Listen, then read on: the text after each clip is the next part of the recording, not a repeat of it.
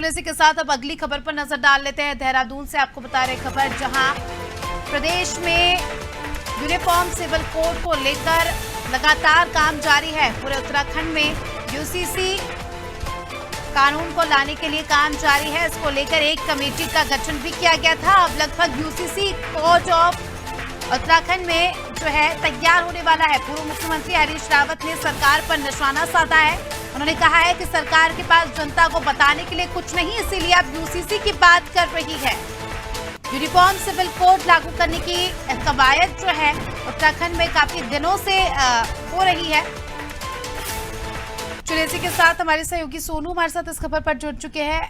सोनू, लगातार उत्तराखंड में देखा जा रहा है एक बहुत ही बड़ा मुद्दा यूनिफॉर्म सिविल कोड का। काफी दिनों से इस पर चर्चा हो रही है। लगातार विपक्ष हमलावर है। ऐसे में अब खबर निकलकर सामने आ रही है कि यूसीसी को लागू करने के लिए एक कमेटी का भी गठन कर दिया है।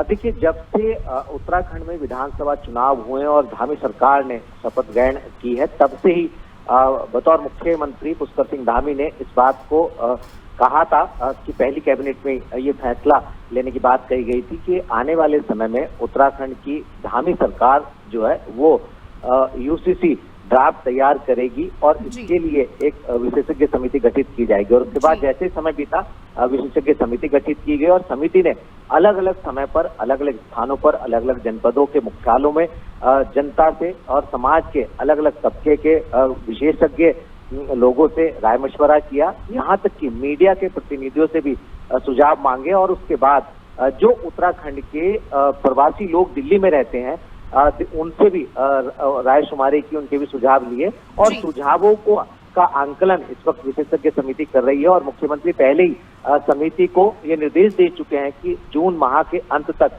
जो है वो विशेषज्ञ समिति अपना यूसीसी का ड्राफ्ट सरकार को सौंप दे, ताकि सरकार आने वाले समय में उत्तराखंड में इसको लागू कर सके। एक तरफ सरकार ये प्रयास कर रही है, जबकि दूसरी तरफ विपक्ष के जो नेता हैं वो लगातार इस मामले को लेकर के सरकार की और सिस्टम की कार्यप्रणाली पर सवाल खड़ा कर रहे हैं। अब देखना होगा कि विरोध के बावजूद सरकार आखिर कैसे इसको उत्तराखंड में लागू कर पाए।